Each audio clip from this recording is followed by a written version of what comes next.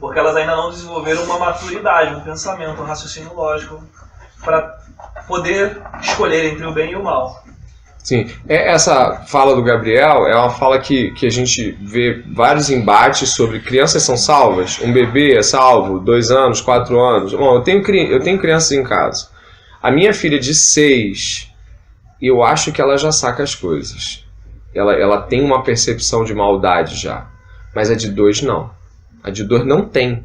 Então, assim, nós supomos que, com base em uma não escolha, em um não árbitro pessoal, um arbítrio pessoal, ela não tem capacidade de gerenciar uma relação na qual ela possa se ver errando, pecando ou entendendo o pecado original, Deus, Adão, o básico minimamente. Aí nós cremos que a partir dessa ideia, e Romanos capítulo 2, você pode, por favor, dar uma olhadinha, que já está em Romanos mesmo. Gabriel levantou a bola aí. Romanos capítulo 2 vai falar assim, ó. Romanos capítulo 2. O 2,15 de Romanos vai dizer assim, ó. Estes, aí está falando aqui dos gentios, estes mostram a norma da lei gravada no seu coração. Olha agora. Testemunhando-lhes também a consciência e os seus pensamentos, mutuamente acusando-os ou defendendo-os. Aí vai dizer assim, no dia em que Deus, por meio de Cristo Jesus, julgar os segredos dos homens, de conformidade com o meu evangelho. Então, a regra vai ser, ao que parece, consciência acerca da verdade, verdade, evangelho. Evangelho é a regra com a qual Deus mede o mundo. E no Evangelho, Deus não mede o mundo pelo que o mundo fez de certo ou de errado, mas pelo que Cristo fez de certo e ofereceu aos homens. Então a recusa a Jesus Cristo é o maior e mais trágico erro que a humanidade pode cometer. Portanto, quando nós falamos sobre alguém ser mandado para o inferno, na verdade nós estamos falando sobre alguém que recusou a salvação, e não alguém que foi enviado para o inferno como se ela de fato, digamos assim, tivesse feito mais do que a outra. Tá entendendo o que eu quero dizer? Ou não? Sim, eu e Daina. Se Daina vai para o inferno e André não, ou vice-versa, tanto faz, o que acontece não é que ela foi mais pecadora do que eu, mas porque ela recusou o remédio, ela recusou a vacina, ela recusou o Salvador, ela recusou o escape. E a recusa desse escape, sim, leva ao inferno. Mas que todos estamos indo para o inferno até que recebamos Jesus Cristo como Senhor e Salvador. As crianças, eu não... Sinceramente, com uma criança de 2 anos, eu não creio que tenha essa consciência. É onde eu chego naquilo que foi levantado de bola aí. Vamos de 10 aí, de novo. 10, 14. Muito bonito 10, 14. 10, 14, né, Dani? Vamos falar mas então pode falar, Dani. 10, 14. Pode. Como, porém, invocarão aquele em que não creram? E como crerão naquele em que de nada ouviram? E como ouvirão se não há quem pregue? E como pregarão se não forem enviados? Como está escrito, quão formosos são os pés do que anunciam coisas boas, uma citação de Isaías. Olha que interessante. O texto vai numa concadenação, né? O texto vai concadenando, ó. Como, porém, invocarão aquele em que não creram? Mas como crerão se não ouviram? Mas como ouvirão se não tem quem pregue? Como pregarão se não forem enviados? É sim um ode, é sim um clamor às missões? Sim. Mas é também uma chamada de realidade sobre pregar, sobre falar do Evangelho. Não é falar da sua igreja, não é falar da sua crença pessoal. Tem muita gente que acha que falar do Evangelho é condenar a prática do pecado alheio. Não é. Eu vi um cara gritando num ponto de ônibus ontem, e ele, só pode ter, com uma Bíblia na mão, uma mulher! E eu falei, caraca, eu tinha que filmar isso, daqueles negócios que tu põe no YouTube e bomba. Uma mulher! Eu falei pra ele, tu vai pro inferno. Falando sozinho, ele uma Bíblia na mão, assim, num ponto de ônibus, você não tava nem dando ideia. E eu não sei se a mente dele tava pensando assim, cara, eu tô alertando a humanidade, sabe? Eu sou o profeta, né? Eu tô fazendo um bem, a minha parte. Esse cara não estava passando nenhuma informação, cara. O máximo que ele podia estar servindo ali é um desavisado, falando, Senhor, o que eu faço? Traio ou não a minha mulher? E o cara passa, o homem! Naquele momento ali, talvez tenha servido para um homem. tá? Eu não sei qual homem ali que ouviu aquilo. Talvez o cara tenha tu és profeta, alguma coisa. Mas ele tá pregando o evangelho? Não, ele não tá pregando o evangelho. Entendeu? O evangelho, ele precisa ser pregado de tal forma que as pessoas entendam o evangelho. Eu gosto muito de usar em filme. Eu tava falando com a Carolzinha aí sobre filme. E eu vejo evangelho em filmes, tipo, eu tava vendo ontem, eu tava vendo um filme, eu vi pela segunda vez, a Carol não gostou não. Na primeira vez eu não gostei muito também não. É Alice através do espelho, aquela né? Aí eu vi o filme, eu não gostei porque eu achei o primeiro muito bom e achei o segundo ruim. Mas eu falei assim, cara, eu vou me apegar a história, porque é melhor do que eu não gostei da visualização. O primeiro foi do Tim Burton? O primeiro é do Tim Burton? O segundo, não sei. O segundo não é do Tim Burton. Não é do Tim Burton. Tipo assim, não é do Tim Burton. É panfletagem. O segundo eu achei muito mal feito visualmente, achei que as tomadas de câmera foram ruins, achei que a cenário e tal. Mas eu peguei os diálogos e alguns faziam muito sentido. E aí eu falei assim, caramba, eu sempre brinco com a Olivia que a gente tem que botar o óculos da cosmovisão pra poder ver os filmes, né? Que é o óculos do cristianismo. Aí a gente botou pra ver o filme e no final a personagem a Alice, né? Ela fala com o cara do tempo, o senhor do tempo lá e tal. E ela fala uma coisa com o senhor do tempo. Ela fala assim, poxa, a gente critica muito o tempo, mas o tempo não nos tira nada que ele não tenha dado primeiro. Falei, nossa, que frase profunda. Aí a minha filha, a gente ficou se olhando assim, né? Tipo, caramba, isso é uma relação de gratidão profunda, né? E o Deus é o Senhor do tempo. O Estênio Márcio canta isso, ele é o Senhor do tempo. Então nós estamos olhando um filme e vendo o Evangelho. Nós precisamos fazer isso. A gente precisa falar do Evangelho na linguagem que as pessoas entendem. Jesus usava peixe, grão, porque Jesus estava num ambiente, estava passando pelo rural, então pelo urbano, falando sobre edificação, construção, e a gente pensa que falando de peixe, vem quem não tem peixe, já pensou você chegar ali, e quem não tem seus peixinhos em casa? Você, que pôs a mão no arado, e aí estava passando uma criança, fala, o que é arado? Você está entendendo? A gente usar uma linguagem de pregação, que ouvirão que não há quem prega, eu falo aqui para os pregadores, cara, você vai falar de como você vai falar. O que você está dizendo, né? É um filme antigo? Matrix, de 99? Cara, mas eu vejo Matrix, eu vejo salvação. Eu vejo o personagem do Keanu Reeves com aquela pílulazinha, quando ele toma, escolhe aquela azul que ele toma, aí ele pega, vermelho ou azul, ele põe na boca, quando ele vê o mundo verdadeiro, controlado por máquinas, eu vejo a escravidão do pecado. Os homens controlados por Satanás. Quando ele se vê desplugado, ele vê um mundo destruído, o mundo é feio, o mundo com Satanás é todo cheio de boniteza, romances e coisas assim, mas o mundo desplugado da máquina é feio, sujo, cruel, sem sentimentos, ele vê o mundo. Então quando eu vejo o evangelho sendo pregado, ele pode ser pregado de várias formas, mas como ouvirão se não há quem pregue? E por isso precisamos de médicos, de cineastas, de pessoal que a Isabela faz, né? Jornalismo, a Yasmin também. Tem tanta gente fazendo tanta coisa aqui, mas é para falar em linguagens diferentes. Não é para você chegar lá na sua aula de direito e falar assim, eu gostaria de dizer, professor de direito, que tu que é varão de direito, vai ter gente levando pro pior lado possível. Que varão é isso, meu irmão? Tu tá falando de varão aí? Que varão? Então é vareta, outro. Nós precisamos pregar enquanto há tempo. Nós precisamos falar vaso. Gente, que pessoa? Gente, fui na igreja ontem, o vaso tava pegando fogo. Caraca! Eu não mijo nesse banheiro. Pensa logo. Como é que... Se você entraria, você perguntaria qual é o banheiro daquela igreja? Irmão, onde é que é o banheiro? Lá! Aí tu passa, o vaso tá pegando fogo.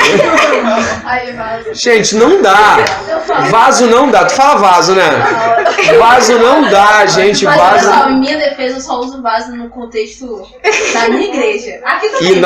Nas apresentações de seminário da faculdade? Não. Não? 4 vasos escolheram. Eu fico imaginando o pessoal na faculdade. 4 vasos. Ou vaso de banheiro ou vaso de planta, né? Tá rindo? Tá rindo? Vaso de... E esse contexto de pregação, como ouvirão se não há quem pregue? Por que a gente usa terno? Por que teu padre usa aquela roupa? Faz sentido? Nenhum sentido. Você olha aquela roupa do padre, você olha a roupa do pastor, você olha o terno do pastor e fala assim, por que esse cara usa isso? Por que não usa uma polo? Por que ele não usa alguma coisa assim mais normal? É porque aqui ele está tentando traduzir o evangelho numa compreensão de 150 anos atrás. E a compreensão hoje é essa. Mas também quando fica muito legal, eu não gosto não. Fica muito legal, fica irreverente pra caramba, né? Já brinquei com a galera aqui que, gente, eu não consigo, eu não gosto de pastor legal. Cultura de pastor de santo. Não, aí o pessoal já é mais explícito, eu cortar aqui. Não dá, cara, não dá, né? Não, podia ser de skate, né? Ficar mais contextualizado. Tem uma galera que anda de skate aqui, né? Não tem? Tu anda de skate, André? Eu caio do skate. Tu cai de skate, né? Tu anda de skate, moça? Não, eu Admira, né? Eu acho tão bonito o skate. Eu já andei no passado, né? E caiu! Ô, Pamela, ele caiu, não caiu? Ele caiu feio, tava lá. Todos viram, Sidney. Todos viram, Sidney. Cara de Sidney. Vamos lá, então. E aí? Não vai pregar? Tem que pregar, mas tem que pregar do jeito que as pessoas entendem. Leia Francis Schaeffer, Hermann Doive, Abraham Kuyper. Esses caras vão falar de coisas assim, sobre falar de um jeito que os outros entendam, né? O cristão tem que se enveredar na política? Tem. Tava vendo um pastor dar uma palestra dizendo que depois da palestra dele, sobre cristianismo e sobre ir até a cidade, um cara chegou e falou assim, pastor, eu queria dizer que eu sou fulano de tal, eu gostaria de entrar na política, porque eu percebo que Deus está me chamando para fazer algo lá. Cara, que lindo, né? Assim, chega a ser provocador, né? Um cristão genuíno na política. Porque um cristão não é um cristão... Porque parece que cristão é só defender aborto e negócio de gay. Gente, que coisa chata. É aborto, é homossexualidade. Aborto, é homossexualidade. E se for cristão, ele tem que estar na bancada evangélica. Não, é tipo... Gente, tudo menos o evangelho. Aí, assim, qual é a visão, sua visão cristã para arquitetura? Eu não sei, chamou Odebrecht. Pô, tipo... Não tem uma visão cristã acerca das coisas. Entendeu? Fala aí. Lá na minha escola, por exemplo, a minha professora, minha antiga professora, por causa que ela saiu, ela usou agora eu não lembro muito bem, porque foi no início do ano, mas ela usou um esquema para poder falar sobre o cristianismo muito bom, usando o time de futebol. Jesus sendo o treinador e os 12 discípulos sendo os 12 jogadores, e Jesus dizendo para cada um qual seria a posição, qual seria a função de cada um no campo de futebol representando o reino. E quando eles fossem, por exemplo, em um jogo, eles estariam, no caso, pregando o evangelho para poder vencer o mal. No caso, a pessoa que não conhece o cristianismo. Entendi. Sua escola é cristã? Só que assim, uma escola ser cristã não quer dizer que os meus amigos sejam cristãos. Não, eu digo assim, ela tem essa liberdade, né, dela poder fazer isso. Porque a gente que trabalha em escola dita secular, por que dita secular? Porque não devia ter essa divisão, a gente devia estar falando de verdade e mentira, não de cristianismo e pô, pensa só, como seu pai sempre diz, toda verdade é verdade de Deus. Se toda verdade é verdade de Deus, a gente devia estar ensinando para os nossos filhos, não que isso é do mundo e que isso é de Deus, mas que isso é verdade. O jeito certo de se conhecer uma nota falsa é conhecer a nota verdadeira.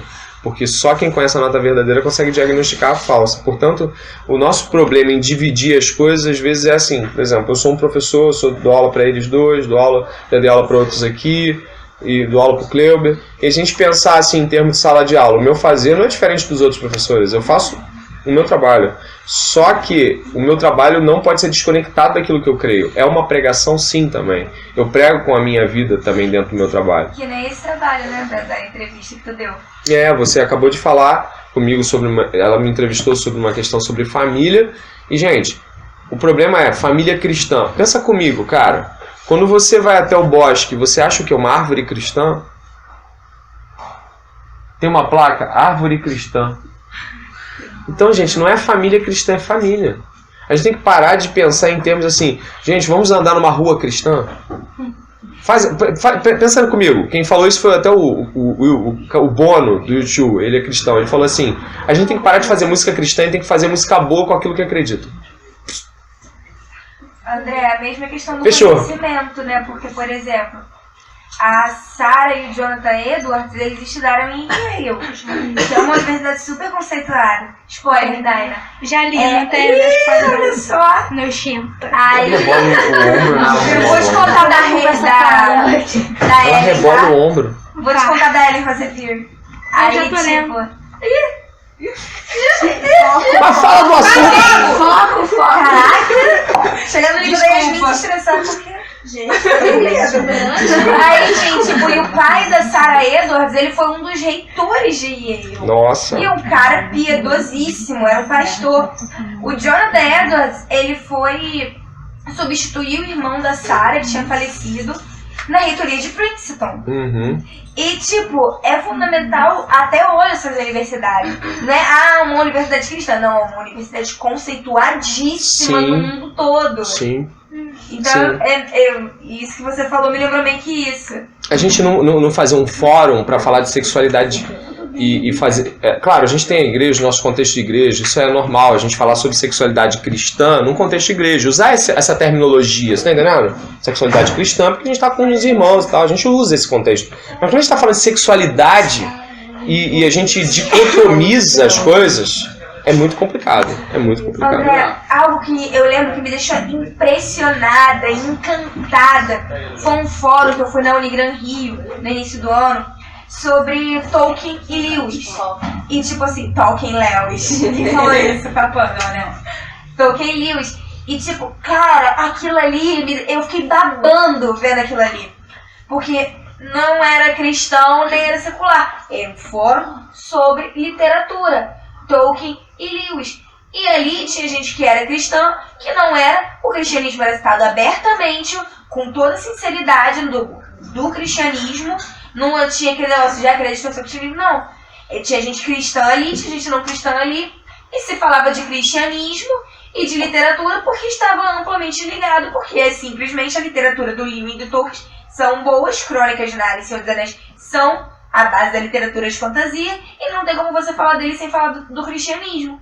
Então, tipo, num ambiente universitário, não era nada confessional, e tava ali todo mundo reunido e falando e o evangelho sendo pregado sem precisar botar nenhuma bandeira de religião. E aquilo ali foi maravilhoso. Nós precisamos só ter a certeza, como a Isabela está falando, a certeza é o seguinte: se tudo que a Bíblia diz é que Deus é a verdade, todas as outras modalidades de pensamento, em algum momento, vão dar um curto. Você já botou um fio no outro e deu aquele choquinho assim? Você não fez isso, mas você já viu, né? Então, todas as outras coisas que se pensa acerca de como as coisas devem ser, para serem, de fato, verdadeiras, não podem entrar em conflito. Tá entendendo o que eu quero dizer ou não? Mais ou menos? Sim ou não? Vamos pensar. Se família é família do jeito que a Bíblia diz... Família do jeito que a Bíblia diz não pode dar curto. Tem que ser levada até a última consequência e ver se em todas as áreas ela funciona. Entendeu o que eu quero dizer? Se nós pensamos sobre sexualidade, se nós pensamos sobre justiça e a gente leva isso até a última consequência e não dá curto, é porque é verdade. Então assim, você não tem que ficar com medo do hinduísmo, do budismo, do ateísmo, do feminismo, qualquer ismo, não tem que ficar com medo do ismo. É só falar para a pessoa assim: tudo bem, pega a tua ideia e leva até o final de onde ela pode ir. Foi isso que eu fiz semana retrasada numa sala de aula em Nova Iguaçu. Eu cheguei e falei pra menina, vamos pegar a tua ideia e vamos caminhando com ela. E chegou num momento que ela falou assim: ai, professor, não aguento mais. Por que você não aguenta mais? Porque não vai dar certo. Eu falei, mas você estava tão confiante no começo. Mas o senhor fez umas perguntas. Gente, com algumas perguntas a coisa toda acaba. Não precisa de muita coisa. Como eu falei com ela, ela falou assim, ela falou que o padrão de sexualidade é o padrão que me dá prazer e o padrão é individual e que ele deve ser respeitado. Eu só fiz 2 perguntas. Eu falei assim: você concorda com isso? Ela: sim. Você concorda que o padrão do pedófilo deve ser respeitado? Ela: não. Eu falei: então qual é a régua que se mede você e o pedófilo? Porque os dois estão no direito. Aí ela: não, mas o pedófilo está errado. Eu falei: tudo bem, eu concordo, me diz por quê. Eu tenho por quê, você tem por quê? Porque a sua régua é: deu prazer, tá certo. A minha régua é: Deus disse que está errado. Aí ela ficou sem régua, recuou e entendeu que tinha um conflito na linha de pensamento. É disso que estamos falando. Não é sobre bater de frente que eu sou crente, tu vai ver que eu sou crente. Não, é sobre mostrar que algo está errado pela sua conclusão final. Vai chegar no final, entendeu? Fala, Marcos. Então, isso que o André está falando é muito interessante, que tem um filósofo chamado Girardelli, que ele desenvolveu toda uma teologia defendendo a pedofilia pelo parâmetro da teoria da evolução. Sim. Então, sob a perspectiva da evolução, a pedofilia não é algo errado. Mas aí é o que o André falou, tem um ponto de tensão entre o que as pessoas têm como consciência moral que Deus instalou nelas e a percepção naturalista, darwinista do que é a realidade. Sim. Então, sob a perspectiva cristã, a pedofilia faz sentido. Você reprovar ela faz sentido. Sim. Sob a perspectiva naturalista não faz sentido. Não faz. Nenhum. Se não há Deus, gente, não tem como alguém reprovar a pedofilia. Não tem. Moralmente não tem. Porque você não tem base para dizer que está errado. Não tem base para dizer que algo está de fato errado em sua última instância. Por isso, pregar o evangelho não é difícil. É só você crer que é de fato a verdade, entender que é a verdade e entender como essa verdade é abrangente. Ela não é sobre ir domingo na igreja apenas.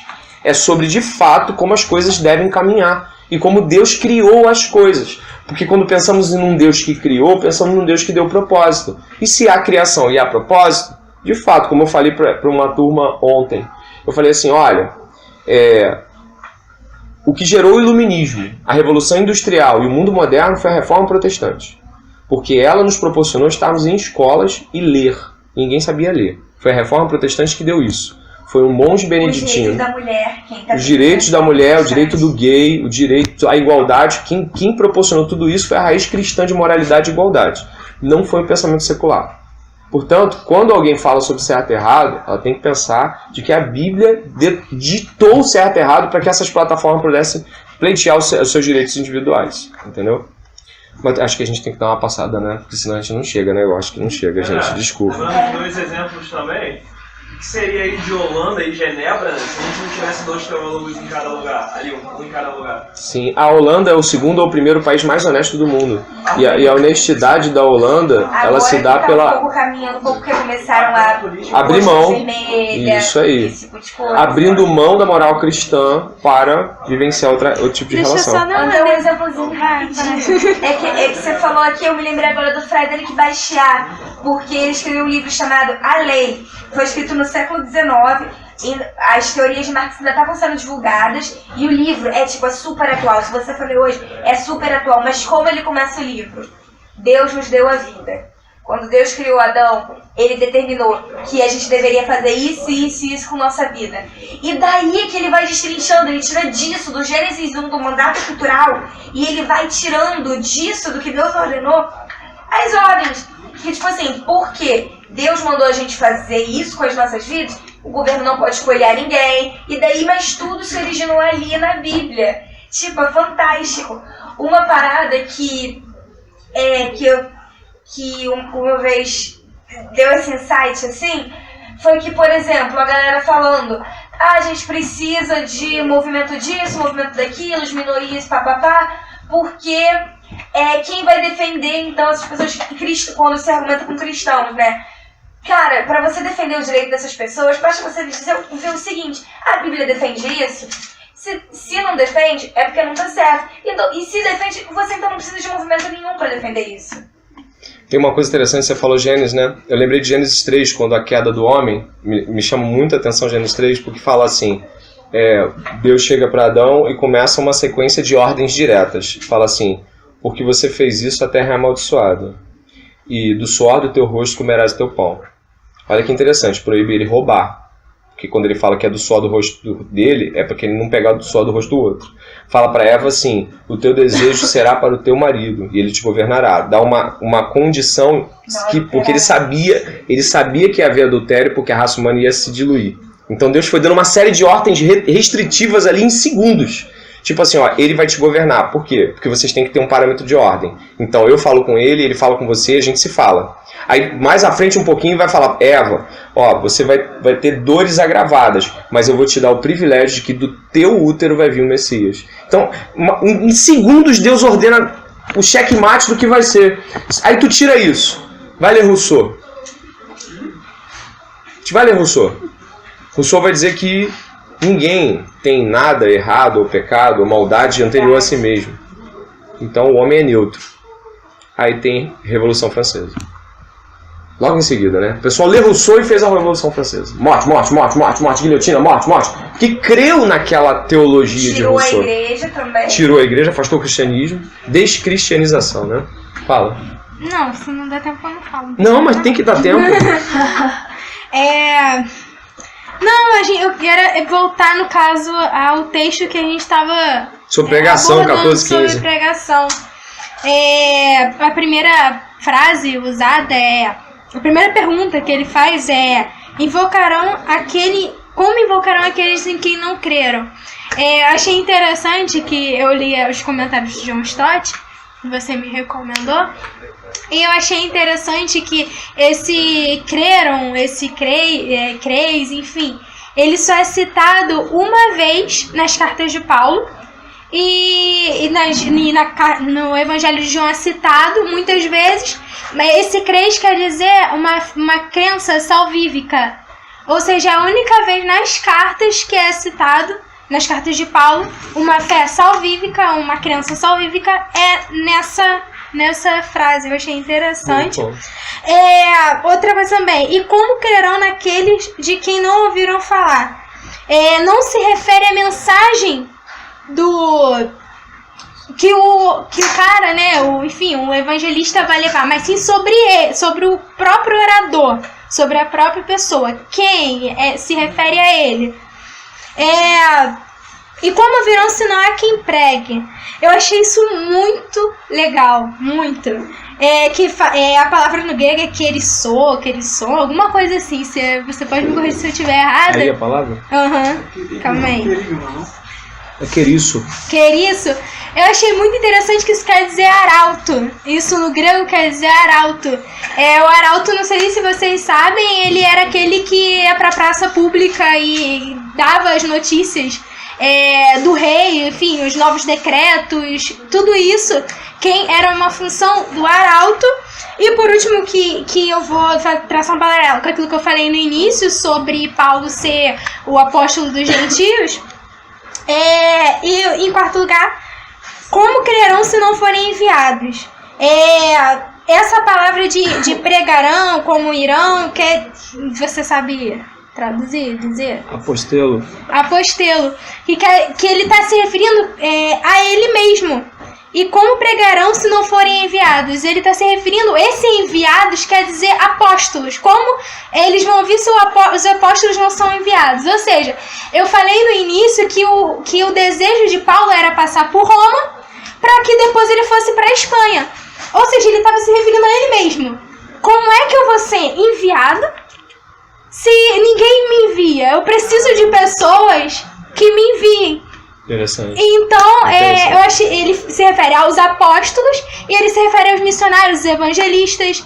Então, ele estava dizendo dele mesmo. Ele estava, de certa forma, preparando os romanos a enviá-lo à Espanha, que fazia fronteira com Roma. Ele estava fazendo uma apologia a si mesmo. A si mesmo. Eu achei isso muito interessante, porque a gente, de certa forma, a gente coloca no outro, na verdade. Como crerão se não há quem pregue? Quem vai enviar? Na verdade, ele fala dele mesmo. Entendi. Como farão para me enviar? Eu achei isso muito legal, muito interessante e resolvi compartilhar. Muito bom. Muito bom. O 16, a gente está terminando, mas nem todos obedeceram ao Evangelho. Isaías diz: Senhor, quem acreditou na nossa pregação? E assim a fé vem pela pregação e a pregação pela palavra de Cristo. Mas pergunto, porventura não ouviram? Sim, por certo. Por toda a terra se fez ouvir a sua voz e as suas palavras aos confins do mundo. Pergunto mais, porventura não terá chegado isso ao conhecimento de Israel? Moisés já disse: eu vos porei em ciúmes com um povo que não é nação. Com gente insensata eu vos provocarei a ira. Isaías a mais se atreve e diz: fui achado pelos que não me procuravam. Revelei-me aos que não perguntavam por mim. Quanto a Israel, porém, diz: todo dia estendi as mãos a um povo rebelde e contradizente. O que vai dizer aqui sobre o que a gente está lendo, e Daina colocou bem, né? Ela falou sobre Paulo dizendo assim: como é que vocês querem que eu vá se vocês não me enviarem? Como se ele estivesse dizendo acerca de si mesmo. Como, né, o enviar, o apostelo, o apostolos, é sobre ele é o apostolos, ele é o apóstolo de Cristo. Então nós precisamos entender a questão do envio de forma muito séria. Nós precisamos entender a questão de nós pregarmos, né? Nós sermos esses arautos que a Daina usou aqui no grego de forma muito mais séria. Porque tanto o arauto quanto aquele que a gente envia, tanto o apostolos quanto o arauto, eles são pessoas que Deus quer usar de forma diferente. A gente está aqui hoje, por exemplo, eu e Daina estamos como arautos aqui, mas certamente nós apoiaríamos apostolos sendo enviados para fora desse lugar aqui. Nós precisamos ter consciência missionária. Esse apelo aqui é fundamental para a consciência de que precisamos de arautos e precisamos de enviados. Precisamos daqueles que proclamam nas praças, mas daqueles que proclamam mais longe, aqueles que vão precisar de dinheiro para chegar até onde o evangelho ainda não chegou. Tem gente que se garante na internet, fala assim, não tem internet, cara. Hoje o cara não tem internet para todo mundo, não, cara. Não tem internet em todo lugar do mundo, não, cara. Se você vê um programa muito legal que diz O Mundo Visto de Cima, eu gosto muito, mostra as cidades e um avião sobrevoando. Você não vê isso não, né? É muito legal, o negócio mostra todas as cidades e, cara, tem lugares muito ermos na Terra. O evangelho tem que chegar lá, né? O evangelho tem que queimar nos nossos corações. Ontem eu passei um tempo estudando sobre os morávios e toda vez que eu estudo sobre os morávios eu me envergonho. Os caras começaram em 1100 e pouquinho e foram até 1700 enviando gente. Cara, só pode realmente ser enviado, só pode realmente tirar os pés daqui quem tem consciência de que não é daqui. Porque quem acha que tem, não vai. Quem cria raiz não vai. E você pode pensar até em termos de faculdade, trabalho, sonho da vida perfeita. Quem tem raiz não é enviado, não se permite enviar e possivelmente não vê o envio com bons olhos. Não consegue pensar assim, eu vou ter um filho missionário, eu vou ter uma filha que eu vou criar para as missões, eu vou criar se essa menina for médica, ela tem que ser médica do Sem Fronteira, porque ela não vai ser uma médica. Entende o que eu quero dizer? A gente tem que pensar em termos de missão. E não pensamos muitas vezes. A gente pensa em termos de dinheiro e profissão e status social. E Paulo vai citar aqui no verso 21, a gente meio que amarrando a ideia geral, Paulo vai falar assim, quanto a Israel, porém, todo dia estendia as mãos a um povo rebelde. No verso 19 e 20 vai falar que Deus colocou um povo que não era povo. Somos nós, os gentios. Para que Israel pudesse olhar e ter ciúme. Esse pôr em ciúme, gente, eu queria que vocês pudessem entender junto comigo que esse pôr em ciúme de Deus é uma provocação de Deus a um entendimento. 1, de que Deus não olha por justiça humana. 2, de que Deus ama filhos por adoção. 3, de que Deus não ama segundo condições étnicas ou condições de população ou de povos. Deus ama as pessoas indistintamente. Às vezes temos dificuldade em entender isso quando nos separamos em denominações cristãs. Às vezes eu olho para o Cleuber olha para mim e a gente fala, aquele camarada é católico, aquele cara é protestante evangélico. E aí eu não estou falando com isso a anulação das diferenças que tem entre as doutrinas, mas o entendimento que aquele camarada que está ali da Igreja Batista, aquele outro que está ali da Igreja Assembleia de Deus, eles estão lutando pelo mesmo arauto, pelo mesmo envio, pelo mesmo apostolos. Nós estamos pelo mesmo assunto. Não estamos aqui, aí até remetendo a palestra que dei no sábado, e alguns estiveram aqui, a palestra sobre discipulado, nós temos que parar com a mentalidade de franquia. Temos que parar a mentalidade de franquia, a mentalidade de que o McDonald's abre o McDonald's, mas se o McDonald's vê um McDonald's abrindo não é dele, ele já vira a cara. Lembra da mentalidade denominacional dos apóstolos? Senhor, eles estão pregando lá, estão expulsando no teu nome.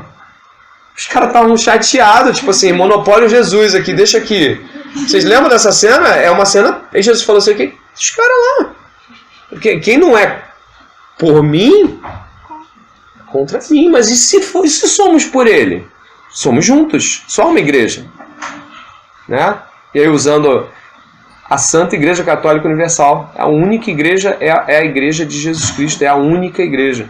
E eu penso aqui com os irmãos, quando a gente fala de uma igreja una, uma igreja católica, universal, uma igreja para todos, uma igreja onde só sobe uma, né? Quando tem porta aberta lá no céu para o salvo entrar, não tem anjo perguntando qual é a denominação. O anjo não pergunta isso. O anjo olha e vê as marcas de Cristo e esse camarada, essa moça entra pelos portões celestiais. Não há denominações no céu que possam nos dividir. Deveríamos ter um pouco dessa percepção para pregar mais, deveríamos olhar para essa divisão entre judeus e gentios e tomar isso por cara, eu tenho que diminuir isso. Dificilmente fazemos missões com pessoas de outras denominações. Dificilmente evangelizamos com pessoas de outras denominações. Quantas vezes eu já vi irmãos proibidos de estar aqui na Cominical porque o cara falou assim, mas é de uma igreja? E não, é interdenominacional. Ih, aceita. Tem placa? Não. Aceita 2. Aceita. Vai perguntar a vida desse cara. Aceita. Mas incrivelmente, irmãos, isso ainda ecoa no coração de todos nós, porque nós não aceitamos a ausência de um rótulo. Isso é perturbador, né? Eu paro por aqui, não sei se Dani quer fazer algum acréscimo. Nós estamos terminando aí com 10 minutinhos de adiantamento. Se você puder fazer algum comentário de alguma parte que você queira, com exceção da foto que tiramos do Israel. Essa foto vai ser postada, tá? É uma foto de encerramento da postagem das fotos. Não sei se tirou foto de hoje da gente aqui? Não, tirou não. Eu gostaria que alguém pudesse se manifestar e fazer algum comentário sobre o que foi dito aqui hoje ou sobre o que algum